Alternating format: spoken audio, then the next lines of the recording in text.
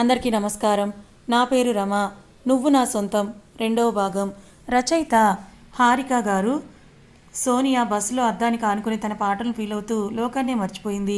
మన వీరేంద్ర తన అందాల రహస్య చిత్రాన్ని గుర్తు చేసుకుంటూ ఉన్నాడు. ఇద్దరు ఆపోజిట్గా ట్రాఫిక్లో ఆగి ఉన్నారు. ఏదో ఆలోచిస్తున్న వీరేంద్ర కళ్ళు ఒక్కసారిగా ఆ బస్సు కిటికీ వైపు పడ్డాయి. కిటికీ అద్దానికి ఆనుకొని ఉన్న సోనియా కనిపించింది. సోనియాని అలా బస్సులో చూసిన వీర ఒక్క నిమిషం కూడా ఆలస్యం చేయకుండా కార్ దిగి చూస్తాడు. అప్పటికే గ్రీన్ సిగ్నల్ పడడంతో బస్ కదులుతుంది. వాహనాలన్నీ కదలడంతో సడన్గా సోనియా వీరాకి కనిపించకుండా పోతుంది. వీరా అలా దిగడంతో తన వెనకే వస్తున్న కారులో తన అసిస్టెంట్స్ కూడా వెంటనే దిగి వీరా పక్కకు వచ్చేస్తారు. తన పిఏ వచ్చి ఏమేం సార్, ఎందుకు మీరు ఇలా దిగారు అని అంటూ అడుగుతాడు. వెంటనే వీరా, నేను ఇప్పుడే ఒక బస్ చూస్తాను, అందులో ఒక అమ్మాయి ఉందని అక్కడి నుండి వెంటనే ఆ బస్సులు వెళ్తున్న దారి వెంట వెళ్ళబోతాడు. వెంటనే పిఏ వీరాని ఆపుతాడు. సార్, మీరేం చేస్తున్నారు? ఇప్పుడు మీరు పబ్లిక్లో ఉన్నారు. ఇలా మిమ్మల్ని ఎవరైనా చూస్తే మీకు చాలా ప్రమాదం. మీకు చుట్టూ ఎంతోమంది శత్రువులు కూడా ఉన్నారు సార్ అని అంటూ ఆపడానికే ప్రయత్నిస్తూ ఉంటాడు. కానీ వీరా మాత్రం అసలు చెప్పేవి వినే పరిస్థితిలో లేడు. అతనికి ఆ అమ్మాయిని చూసిన ఆనందం, అప్పటి వరకు నిజంగా అలాంటి అమ్మాయి ఉంటుందా అని కూడా తెలియదు. కానీ ఇప్పుడు తన కళ్ళారా చూసేసరికి తన ఆనందాన్ని కంట్రోల్ చేసుకోలేకపోతున్నాడు. ఎంత చెప్పినా వీరా వినకుండా వెళ్తుండేసరికి పిఏ వెంటనే, సార్, ఆ అమ్మాయి ఎవరో, ఏం చేస్తుందో, ఎక్కడుంటుంది, ఇవన్నీ కూడా నేను కనిపెట్టి మీకు సాయంత్రంలోగా ఆ వివరాలన్నీ తెచ్చిస్తాను, ముందైతే మీరు కారు ఎక్కండి అని అంటూ అడుగుతాడు పిఏ. వెంటనే వీరా అతని వైపు తిరిగి, నిజంగా నువ్వు కనిపెడతావు కదా అంటాడు. ఖచ్చితంగా కనిపెడతాను సార్ అని పిఏ అంటాడు. వెంటనే వీరా వెళ్ళి కారు ఎక్కుతాడు. అలా వీరా వెళ్ళి కారు ఎక్కడం చూసిన పిఏ, అసలు ఏమైంది, ఎలా ఉండేవాడు, ఒక అమ్మాయి బొమ్మను చూసి ఇలా అయిపోయాడు, ఈ విషయం ఏంటో కానీ చాలా తేడాగానే అనిపిస్తోంది. కానీ ఆయన్ను ఆపడం పిఏ వల్ల అస్సలు కాదు, కాబట్టి ఆయన చెప్పింది చేయడం మాత్రం తప్పదు అని అనుకొని తను కూడా వెంటనే వెళ్ళి కారు ఎక్కుతాడు. వెంటనే PA traffic CCTV footage operate చేసే ఆఫీసర్స్కి మెసేజ్ని పెడతాడు. నాకు వాళ్ళు వెళ్తున్న ఆ సమయంలో ఆ ప్లేస్లో ఆ ట్రాఫిక్లో ఎన్ని బస్సులు ఆగి ఉన్నాయో వాటి అన్ని వివరాలు కూడా కావాలి అని పెడతాడు. ఆ ట్రాఫిక్ ఆఫీసర్, ఒక 1 అవర్ నాకు మీరు టైం ఇవ్వండి సార్, మీకు ఆ వివరాలన్నీ కూడా నేను పంపిస్తాను అని అంటాడు. సరే అని పిఏ ఇంకా ఆ విషయాన్ని పక్కన పెట్టేసి బిజినెస్ పనులు చూసుకుంటూ ఉంటాడు. ఇంకొక వైపు కాలేజ్కి వెళ్తున్న సోనియా ఇవాళ చాలా ప్రశాంతంగా ఉంది. ఎందుకంటే తను పొద్దున్నే లేచి పూజ చేసింది. అలాగే తనకి చక్కగా పూలు పెట్టుకుని అందంగా రెడీ అవ్వడం అంటే చాలా ఇష్టం. కానీ తను చేసే జాబ్కి ఒక్కొక్కసారి ఒక్కో వేషంలో వెళ్ళాలి కాబట్టి ఇలాంటి అవకాశం తనకి ఎప్పుడూ రాలేదు. ఇప్పుడు ఆ అవకాశం వచ్చింది కాబట్టి తనకి చాలా సంతోషంగా ఉంది. మనం ఎవరైనా కానీ మనకి ఇష్టమైనట్లు మనం రెడీ అయినప్పుడు మనం ఎంతగా సంతోషపడతామో అది మనకు మాత్రమే తెలుసు. అది ఎదుటివారికి నచ్చినా నచ్చకపోయినా కూడా మన ఆనందం వేరు. కాబట్టి అలా ఒక మంచి ఫీల్లోనే ఉంది సోనియా. అలా మంచి ఫీల్తోనే కాలేజీలో అడుగు పెడుతుంది సోనియా. అయితే అదే సమయంలో ప్రియా కూడా కార్ దిగి వస్తుంది. అయితే మనకి ఇక్కడ అర్థమైపోతుంది ఏంటంటే ప్రియా కూడా చాలా డబ్బున్న అమ్మాయి అని. కాకపోతే తనకి సోనియాతో అలా ఫ్రెండ్షిప్ కుదిరిపోయింది అంతే. అలా ఇద్దరూ కూడా కలిసి మాట్లాడుకుంటూ లోపలికి వెళ్తూ ఉంటారు. అయితే వాళ్ళు క్లాసెస్కి పైకి వెళ్ళాలి, లిఫ్ట్లో కూడా వెళ్ళొచ్చు, కానీ మెట్లు ఎక్కుదాం అని అనుకుని ఇద్దరూ కలిసి అలా మెట్లు ఎక్కుతూ ఉంటారు. వర్కౌట్స్ కూడా చేయట్లేదు కదా, సరదాగా అలా ఎక్కుదామా అని అనుకుని ఎక్కుతూ ఉంటారు. అయితే మెట్ల దగ్గర సీసీ ఫుటేజ్ కెమెరాలు ఉండవు కాబట్టి వెనుక ఎవరో వస్తున్న చప్పుడు వినిపిస్తోంది. కానీ వాళ్ళు మాట్లాడుకుంటూ తిరిగి చూడరు. అయితే సడన్గా సోనియా చేయి ఎవరు పట్టుకున్నట్లు అనిపిస్తుంది. వెంటనే సోనియా వెనక్కు తిరుగుతుంది. నిన్న కనిపించిన అదే అబ్బాయి గట్టిగా సోనియా చేయిని పట్టుకున్నాడు. అదే అబ్బాయి వెంటనే సోనియా చేయి వెనక్కి లాక్కుంటూ, ఏం చేస్తున్నావు, నా చేయి వదులు అని అంటుంది. అయినా అతను అంతే గట్టిగా పట్టుకుంటాడు. సోనియాకు చాలా కోపం వస్తుంది. విసురుగా ఒక లాగు లాగుతుంది. ఎంతైనా ఆఫీసర్ కదా, అతని చేతిలో నుండి సోనియా చెయ్యి విడిపోతుంది. ఏదైనా ఉంటే మాట్లాడు, ఇలా టచ్ చేస్తే మర్యాదగా ఉండదు అంటుంది. అతను మీదికి వస్తూ, ఏం చేస్తావు ఏంటి అంటాడు. పక్కనే ఉన్న ప్రియాకి చాలా భయం వేస్తుంది. అసలే తనకి ఇలాంటివన్నీ అంటే చాలా భయం. ఇంకా సోనియా కోపంగా మాట్లాడడం, అలాగే అతను మీదికి రావడం, ఇవన్నీ చూస్తుంటే ఇంకా భయం వేస్తోంది. వెంటనే సోనియాకి అర్థమవుతుంది ప్రియా చాలా భయపడుతోందని. వెంటనే ఏదైనా ఉంటే బయట మాట్లాడుకుందాం, ఇక్కడ కాదు, ఎందుకంటే ఆ అబ్బాయితో ఇప్పుడు సోనియాకి అవసరం ఉంది, అతని వల్ల ఏదో ఒక క్లూ దొరుకుతుందని తనకు అనిపిస్తోంది కాబట్టి అలా మాట్లాడుతుంది. అతను కూడా నాకు కావాల్సింది కూడా బయట మాట్లాడడమే, ఇక్కడ మాట్లాడతా అని ఎవరు చెప్పారు అని అంటూ మళ్ళా వేరొక అడ్రస్ ఇస్తాడు. ఇన్నాళ్ళైనా ధైర్యంగా ఉంటావా, ఎవరినైనా చూసి పారిపోతావని వెటకారంగా అంటుంది. నేను ఉంటానా ఉండనా అని నీకు సాయంత్రం చూపిస్తా అని వెంటనే అబ్బాయి అక్కడి నుంచి వెళ్ళిపోతాడు. అతను వెళ్ళిన వెంటనే ప్రియా అసలు ఏం జరుగుతోంది, అతను ఏం మాట్లాడుతున్నాడు, నువ్వు ఇలా మాట్లాడుతున్నావు, అసలు బయటకు వెళ్ళి కలుస్తావా, నీకేమైనా పిచ్చా, ఏం మాట్లాడుతున్నావని కంగారు పడుతూ ఉంటుంది. వెంటనే సోనియా భయపడకు, మనం భయపడినట్లు ఏమీ జరగదు అన్నీ సర్ది చెప్తుంది. సోనియా మాట్లాడేది వింటుంటే ప్రియా తన మాట వినిపించుకునేలాగా లేదు. సరే నీ ఇష్టమైన చేసుకొని భయంతో తను వేగంగా మెట్లెక్కుతూ వాళ్ళ క్లాస్ రూమ్కి వెళ్ళిపోతుంది. సోనియా నిజం చెప్పలేదు, అలా అని ప్రియా ఫ్రెండ్షిప్ కూడా వదులుకోలేదు కాబట్టి ప్రియా ప్రియా అని అంటూ తన వెనకే వెళ్తుంది. ఇలా ఇక్కడ జరుగుతూ ఉండగా ఇంకోవైపు ఆఫీస్లో ఉన్న వీరా మరియు తన పిఏ వాళ్ళ నెక్స్ట్ ప్రాజెక్ట్స్ గురించి మాట్లాడుకుంటూ ఉంటారు. అయితే అప్పుడే అతనికి మెసేజ్ వస్తుంది. అతను ఆ మెసేజ్ ఓపెన్ చేసి చూస్తే ఆ బస్సు వివరాలు అతను పెట్టి ఉంటాడు. అయితే ఇప్పుడు వీరాకి దీని గురించి చెప్పాలా వద్దా అని అయినా ఆ అమ్మాయిని వెతికిన తర్వాత చెప్దాంలే అనుకొని తన పనిలో తను ఉన్నాడు కాబట్టి డిస్టర్బ్ చేయకుండా అలాగే ఉంటాడు. వీరాకి చాలా బిజినెస్లు ఉన్నాయి. అయితే వాటన్నిటికీ ఒక్కొక్క చోట ఒక్కొక్క మేనేజర్ని పెట్టాడు. వాళ్ళతో ప్రతి నెల ఒక మీటింగ్ జరుగుతుంది. వాళ్ళందరినీ మేనేజ్ చేసేది వీరా పిఏ. ప్రతి విషయాన్ని వీరా పరిశీలించి తెలుసుకొని చూడలేడు కాబట్టి అతని పిఏనే అన్నీ చూసుకుంటాడు. అంతేకాకుండా వీరా పిఏ చాలా నమ్మకంగా ఉంటాడు. అతని పేరు సమర్, చాలా తెలివైన వాడు కూడా. అలాగే వీరా అంటే చాలా ఇష్టం అతనికి. తన పని తాను చేసుకుంటూ ఉన్నాడు. అదే సమయంలో సోనియా డీటెయిల్స్ సమర్కి వస్తాయి. సమర్ ఇప్పుడు ఈ విషయం వీరాకి చెప్దామా వద్దా అని ఆలోచిస్తూ ఉంటాడు. ఎందుకంటే ఇప్పుడు ఆఫీస్లో చాలా పనులున్నాయి. వీరకి ఈ విషయం చెప్తే ఖచ్చితంగా అతను అవన్నీ వదిలేసి వెళ్ళిపోతాడు. కాబట్టి తను ఆలోచించి చెప్పకుండా అలాగే ఉంటాడు. అయితే అలా టైం గడుస్తూ ఉంటుంది. ఆఫీస్లో పని కూడా అవుతూ ఉంటుంది. అయితే సమర్ మాత్రం ఆమె డీటెయిల్స్ని మళ్ళీ ఇంకొకసారి చూస్తాడు. అందులో ఏముంటుందంటే వీర కాలేజ్లోనే ఆ అమ్మాయి చదువుతున్నట్లుగా, అలాగే తన అడ్రస్ కూడా ఉంటుంది అందులో. అయితే ఇంకా తనని పట్టుకోవడం చాలా ఈజీ అని తనకు తెలుస్తోంది. ఆ అమ్మాయి గురించి ఎలా తెలిసింది అంటే వీరా దగ్గర ఉన్న పెయింటింగ్ పని వాళ్ళ ద్వారా ఫోటో తీసి పంపిస్తాడు. ఆ బస్సులో వెళ్ళిన వాళ్ళలో ఈ అమ్మాయి ఉంటే ఆ అమ్మాయి డీటెయిల్స్ కనుక్కోమని సమర్ చెప్తాడు. కాబట్టి తనకి ఆ డీటెయిల్స్ అన్నీ తెలుస్తాయి. ఇలా ఆ రోజు గడుస్తుంది. అయితే ఇంటికి వెళ్ళాక వీరా అడుగుతాడు ఇప్పటికైనా తన గురించి తనకు తెలిసిందా లేదా అని. సోనియా వీరా కాలేజీలో చదువుతుందని పిఏకి తెలిసింది కాబట్టి ఆ రోజు రాత్రి పిఏ వీరాకు ఆ విషయం చెప్పేస్తాడు. అంతేకాకుండా తన అడ్రస్ కూడా చెప్తాడు. అయితే వీరా ఒక క్షణం కూడా ఆలస్యం చేయకుండా సోనియా దగ్గరికి వెళ్ళాలని అనుకుంటాడు. అయితే తన అడ్రస్ తెలిసినా కూడా మీరు ఇప్పుడు వెళ్ళడం అస్సలు మంచిది కాదు. 2 రోజుల్లో కాలేజీలో పార్టీ ఉంది కాబట్టి అక్కడ మీరు ఏదైనా చేయొచ్చని పిఏ అంటాడు. వీరాకి ఆగాలని లేదు, కానీ ఏదైనా ప్లాన్తో చేస్తేనే తనకి పూర్తిగా దక్కుతుంది అన్న నమ్మకంతో తను కూడా ఆగుతాడు. ఇది ఇలా ఉండగా ఈరోజు కాలేజ్కి వెళ్ళిన సోనియా కాలేజ్ అయిపోయిన వెంటనే అతన్ని కలవడానికి మళ్ళీ బయటకు వెళ్తుంది. అయితే అక్కడ చాలామందే ఉంటారు. ఇంతకు ముందు రోజులాగా అతను ఒక్కడే రాలేదు అక్కడికి. అతనితో పాటు ఎవరెవరో చాలామంది కూడా వచ్చారు. అయితే వాళ్ళందరినీ గమనించుకుంటూ ముందుకి నడుచుకుంటూ వెళ్తోంది సోనియా.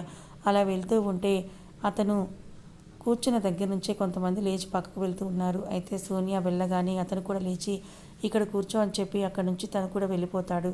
అయితే వెంటనే సోనియా ఎక్కడికి వెళ్తున్నావు, మాట్లాడాలన్నావు కదా అంటుంది. నేను మాట్లాడాలని తీసుకురావడం మాత్రమే నా పని అని అతను అక్కడి నుంచి వెళ్ళిపోతాడు. అసలు వాడు ఏమంటున్నాడు, మాట్లాడాలని తీసుకురావడం మాత్రమే తన పని ఏంటి అంటే ఇంకెవరో మాట్లాడడానికి వస్తారన్నమాట. అసలు ఎవరతను, అయితే ఏదో పెద్ద విషయమే ఉండి ఉంటుందని తన మైండ్కి పదును పెడుతూ ఆలోచిస్తూ ఉంటుంది సోనియా. అలా తను ఆలోచిస్తూ ఉండగా ఎవరో నడుస్తూ వస్తున్న శబ్దం. ఒక్కసారిగా తల పక్క తిప్పి చూస్తుంది సోనియా. ఒక 6.5 అడుగుల ఎత్తు మనిషి, ఫుల్గా బాడీ ఉంది. అలా నడుచుకుంటూ వస్తుంటే మామూలుగా లేడు, అందమైన జంతువులా ఉన్నాడు. సోనియా అతని వైపు అలాగే చూస్తూ ఉంది. జంతువులా అంటే తన శరీరాకృతి అలా ఉంది, మరి పెద్ద బాడీ, 6 అడుగులు. అలా అతను నడుచుకుంటూ వస్తూ ఉంటే సోనియా ఎదురుగా కూర్చుంటాడు. హలో, ఎవరు మీరు, అసలు నన్నెందుకు ఇక్కడికి పిలిపించారు, నాతో మీకేం పని అని అడిగింది సోనియా. ఆమె అడిగిన ప్రశ్నలన్నిటికీ కూడా సమాధానం చెప్పే అలవాటు నాకు అస్సలు లేదు, కానీ ఇంత అందమైన అమ్మాయి అడిగినప్పుడు చెప్పకపోతే ఎలా, అందుకే చెప్తున్నాను. నా పేరు శాతకర్ణ, అందరూ ముద్దుగా శేషి అంటారు. నువ్వైతే నన్ను ఏ పేరుతోనైనా పిలవచ్చని అంటాడు అతను. అతని పేరు విన్న వెంటనే సోనియాకి అతని పేరు ఎక్కడో విన్నట్లుగా అనిపిస్తుంది. ఎక్కడ విన్నానని దీర్ఘంగా ఆలోచించడం మొదలుపెట్టింది. ఎక్కడ విన్నాను అని గుర్తు తెచ్చుకోవడానికే చాలా ప్రయత్నిస్తూ ఉంటుంది. అతను సోనియా వైపు అలాగే చూస్తూ, అంత కష్టపడిపోకు, నన్ను నువ్వు ఎక్కడ చూసుండవు, నా పేరు కూడా ఎక్కడ విని ఉండవు అని అంటాడు. అసలు మీరు ఏం మాట్లాడుతున్నారు? సరే ఇదంతా కాదు, మీ నన్ను ఇక్కడికి ఎందుకు పిలిపించారు అది మాత్రం చెప్పండి అంటుంది సోనియా. నువ్వు నాకు బాగా నచ్చావు, నువ్వు సరే అంటే ఇప్పటికిప్పుడు ఏ అమ్మాయికి దొరకని అన్ని సుఖాలు నీకు ఇస్తాను అంటాడు. ఒక్కసారిగా కూర్చున్న చోటును లేస్తుంది సోనియా. అతని వైపే కోపంగా చూస్తూ, అసలు ఏం మాట్లాడుతున్నావు నువ్వు? కాలేజ్కి వెళ్తున్న ఒక అమ్మాయిని ఇలా మాట్లాడాలి అని ఒకటితో పిలిపించి ఇంత అసభ్యకరంగా మాట్లాడతావా అని కోపంగా అంటుంది. అలా తను కోపంగా మాట్లాడడం చూసిన అతని చుట్టూ ఉన్న తన మనుషులు ఒక్కసారిగా గన్నులు సోనియా వైపు తిప్పుతారు. వెంటనే అతను తన చేతిని పైకెత్తి వాళ్ళందరినీ ఆపి, కూల్ బేబీ, నీతో అసభ్యంగా ఏం మాట్లాడాను? నువ్వు నాకు బాగా నచ్చావు.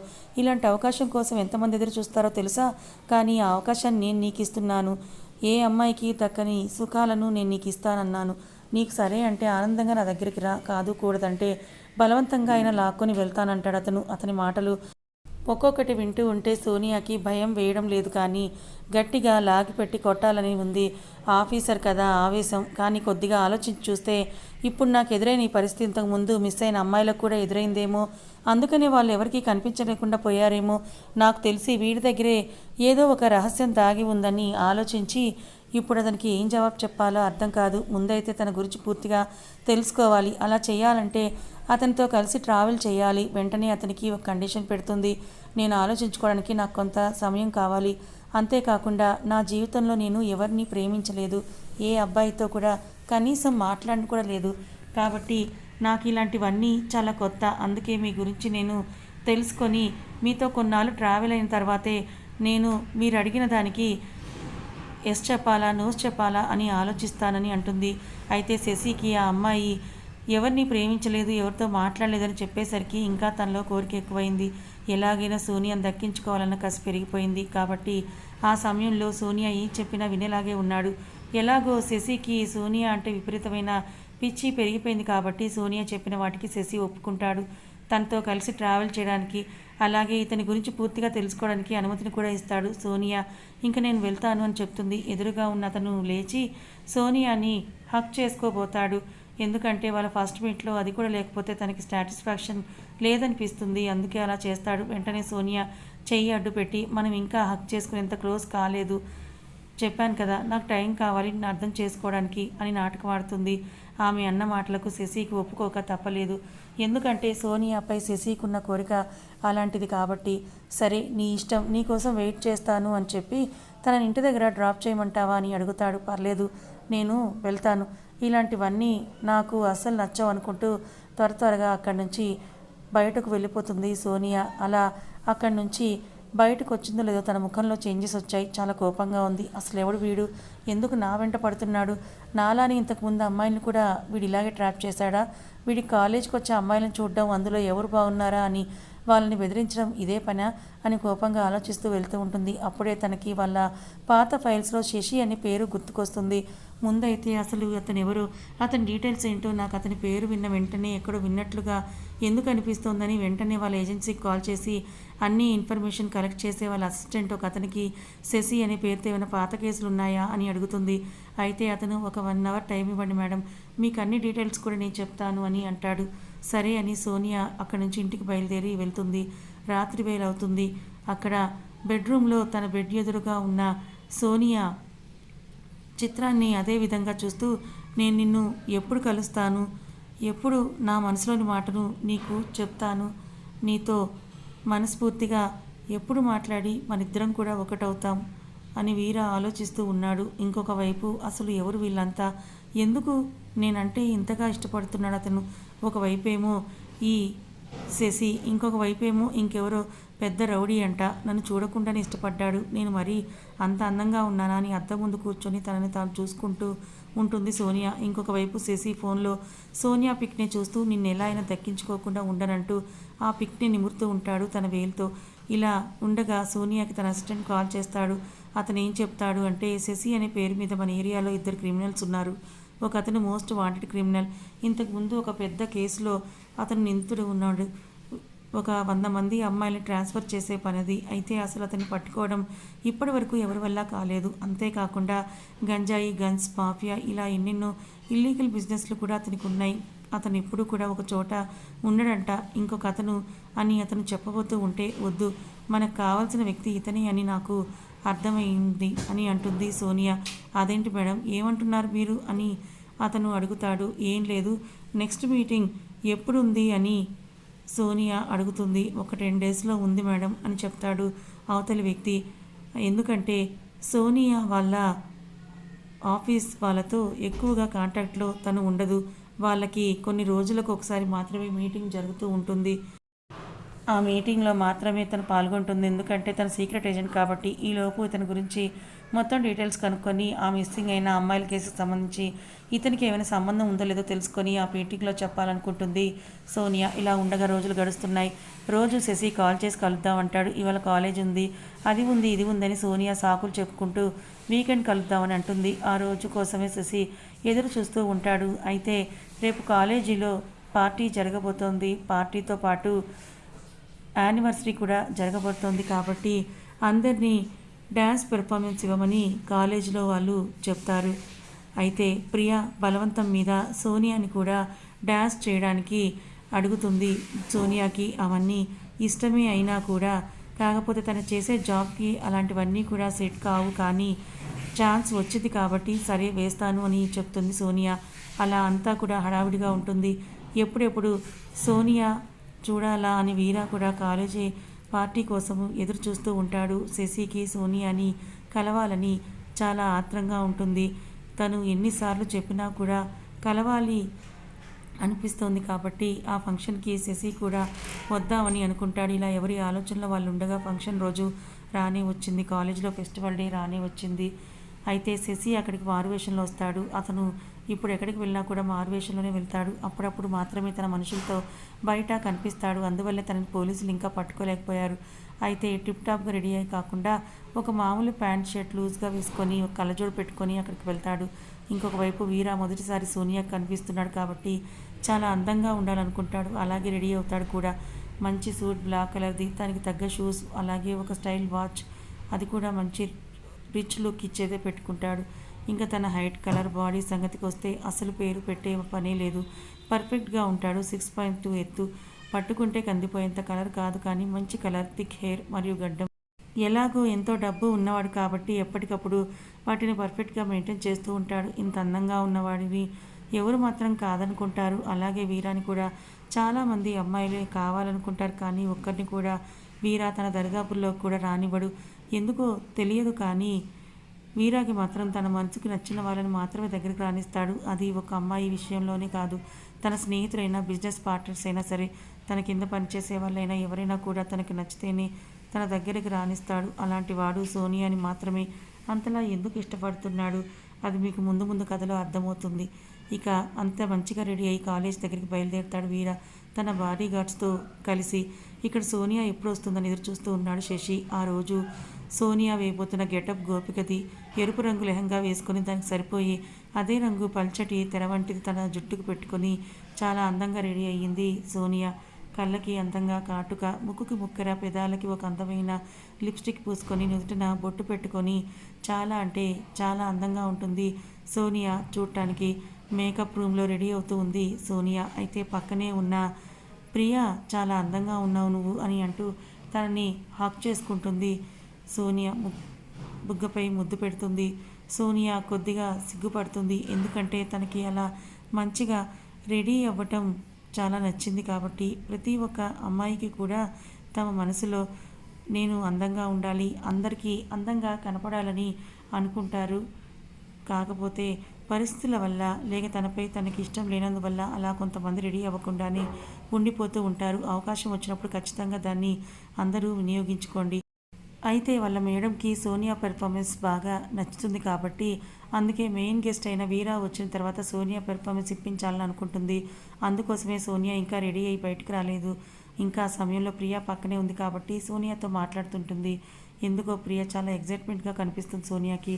అప్పుడు సోనియా అడుగుతుంది, ఎందుకు ఇవాళ నువ్వు చాలా విచిత్రంగా కనిపిస్తున్నావు, ఏం జరగబోతోంది ఏంటి అని అంటుంది. అయితే ప్రియ, ఇవాళ మన కాలేజ్కి వీరా సార్ వస్తున్నారంట, అందరూ చెప్పుకుంటుంటే విన్నాను. అతను చాలా హ్యాండ్సమ్గా ఉంటాడంట. అసలు ఆయన ఇలాంటి వాటికి చాలా తక్కువగా రావడం, అందుకే ఆయన్ని ఎప్పుడెప్పుడు చూడాలా అని ఆత్రంగా ఉంది అని అంటుంది ప్రియ. ఇప్పుడు సోనియా ప్రియా వైపు అలాగే పైకి చూస్తూ కిందకి వెళ్తుంది. ఎందుకే అలా చూస్తున్నావు అంటుంది ప్రియ. మొన్ననే కదా నాకు అలాంటివంటే భయం, నేను వాటికి చాలా దూరంగా ఉంటాను అని అన్నావు నువ్వు, మరి ఇప్పుడు ఇదేంటి అని అడుగుతుంది సోనియా. కథ ఇంకా ఉంది. మరి సోనియా వీరాలు కలుసుకుని ఫస్ట్ మీట్ ఎలా ఉండబోతోంది? మరి వీరాని చూసిన సోనియా ఎలా రియాక్ట్ అవుతుంది? సోనియాని చూసిన వీర తనని తాను కంట్రోల్ చేసుకుంటాడు లేదా? మరోపక్క ఈ శశి నిజంగానే అమ్మాయిల్ని మాయమవటంలో ఇతని పాత్ర ఉందా లేదా తెలుసుకోవాలనుకుంటే ఛానల్ని సబ్స్క్రైబ్ చేసుకొని ఫాలో అవ్వండి. కథ నచ్చితే లైక్ చేయండి. Thank you so much.